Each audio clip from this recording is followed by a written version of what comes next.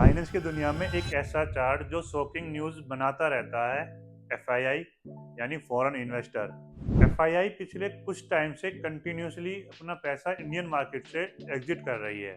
Foreign institutional investor यानी FII एक time था जो इंडियन मार्केट में 20% से भी ज़्यादा होल्डिंग करते थे। ये ग्राफ पिछले कुछ सालों से कंटिन्यूसली गिरता जा रहा है, जो अब एफआईआई की जो टोटल करंट वैल्यू है वो 70 लाख करोड़ के आसपास रही है होल्डिंग इंडियन मार्केट में। अगर हम बात करें तो 20% से डाउन होकर 15.85 होल्डिंग इंडियन मार्केट में अभी एफआईआई की करंट में बची हुई है, जो पिछले कुछ सालों के बिल्कुल लो लेवल पे आई हुई है। सबसे बड़ा सवाल यही आ रहा है निकल के आज की डेट में मार्केट को देख के, क्या मार्केट आने वाले टाइम में और डाउन जाएगा या क्रैश होगी। इसको हम फंडामेंटली और मैथमेटिक्स कैलकुलेशन वाइज समझते हैं। एफआईआई की 20% से ज्यादा होल्डिंग थी अपनी इंडियन मार्केट में, जो अब डाउन होके 15.85 बची है आज की डेट में। ये पिछले 12-13 सालों के बिल्कुल लोएस्ट रेट पे होल्डिंग है एफआईआई की अपनी इंडियन मार्केट में। पैसा बाहर की मार्केट में जा रहा है और करंट में जो एफआईआई की नेट होल्डिंग जो बच रही है 70,33,000 करोड़ की होल्डिंग अभी एफआईआई की इंडियन मार्केट में करंट में होल्डिंग बची हुई है। एफआईआई ने 2025 में लास्ट 2-3 मंथ्स के अंदर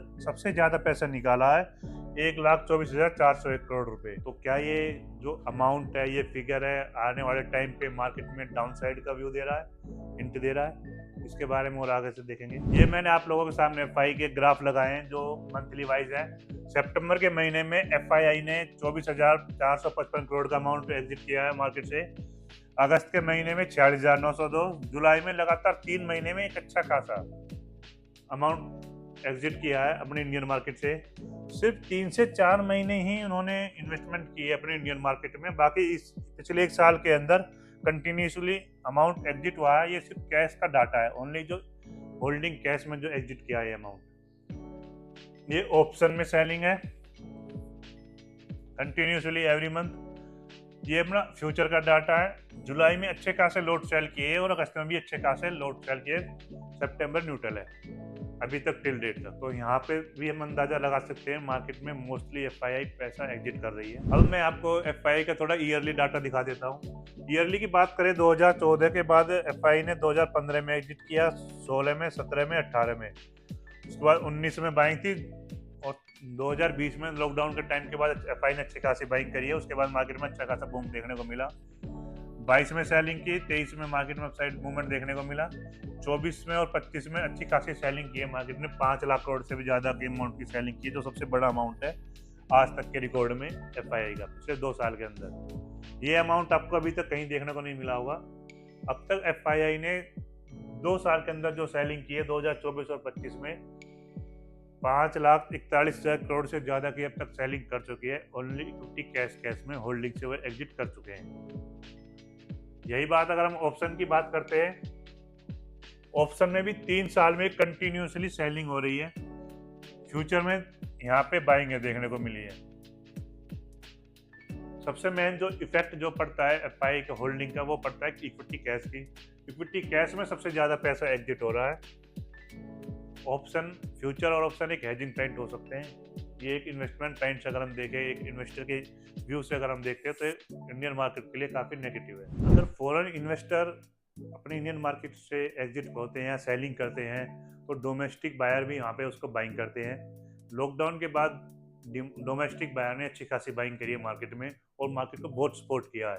अगर हम बात करते हैं डोमेस्टिक बायर्स की, तो 2024 से मतलब एक साल के अंदर कंटिन्यूसली बाइंग की है अच्छे खासे। लास्ट 2 मंथ्स में अच्छे खासे बाइंग हुई है। 94,000 करोड़ जो अब तक का अच्छा खासा बाइंग रही है। अक्टूबर 2024 में अच्छी खासी बाइंग करी 1,07,000 करोड़ की। टोटल जो बाइंग वैल्यू है एक साल के अंदर डोमेस्टिक इन्वेस्टर ने 7,49,162 करोड़ की बाइंग करी और एफआईआई ने कंटिन्यूसली नेट जो सेलिंग करी है 4,18,000 करोड़ की, 776 करोड़ की नेट सेलिंग करी है। डोमेस्टिक की इतनी बाइंग होने के बाद भी मार्केट ने एक नया हाई नहीं लगा पाई, नया हाई एक अचीव नहीं कर पाई है। तो कॉमन सेंस वाली बात है, मार्केट जो भी है एफआईआई के फॉरेन इन्वेस्टर ही ट्रेंड के अकॉर्डिंग ही मूवमेंट करती है। अब सवाल ये है कि फॉरेन इन्वेस्टर अपने पैसे क्यों निकाल रहे हैं। चलो रीजन समझते हैं। वैल्यूएशन में अगर हम बात करें तो कई बार क्या अपनी इंडियन मार्केट एक्सपेंसिव हो गई है कंपेयर टू अदर कंट्रीज। जैसे कि ताइवान हो गया, साउथ कोरिया हो गया, उनके अकॉर्डिंग। तो फॉरेन इन्वेस्टर वहाँ पे शिफ्ट हो जाते हैं, यहाँ से एग्जिट कर लेते हैं और वहाँ पर ताइवान को साउथ कोरिया साइड शिफ्ट हो जाते हैं। इसकी वजह से एफआईआई अपना पैसा एग्जिट कर सकती है। एक तो रीजन ये हो सकता है। सेकंड, रुपये डेप्रिसिएशन, कंटिन्यूसली अपने जो रुपये की वैल्यू है वो गिरती जा रही है और अभी हाल फिलहाल एक नया हाई बनाया अपने रुपये ने। तो ये भी रीजन हो सकता है कि अपने इस वजह से अपने पैसे निकाल रहे हो। Third, sector and policy risk. आजकल इंटरनेशनल पॉलिसीज के काफ़ी इश्यूज आ रहे हैं, ट्रेड टैक्स वगैरह के पॉलिसी पे काफ़ी वो इम्पैक्ट पड़ रहा है। इसकी वजह से भी अपनी मार्केट से हो सकता है पैसा एग्जिट हो रहा हो। फोर्थ रीजन हो सकता है रोटेशन टू एआई या टेक प्लेस, कि अब सब कुछ एआई पे शिफ्ट हो रहा है। जो भी आईटी सेक्टर के शेयर्स हैं उनमें से भी काफ़ी जॉब निकल रही है और आने वाले टाइम पे एआई का एक बहुत ज़्यादा वो क्रेज चल रहा है। हो सकता है आने वाले टाइम में जो नेक्स्ट मंदी हो वो एक एआई की वजह से आए, जिसकी वजह से मार्केट से पैसा अभी एग्जिट हो रहा है।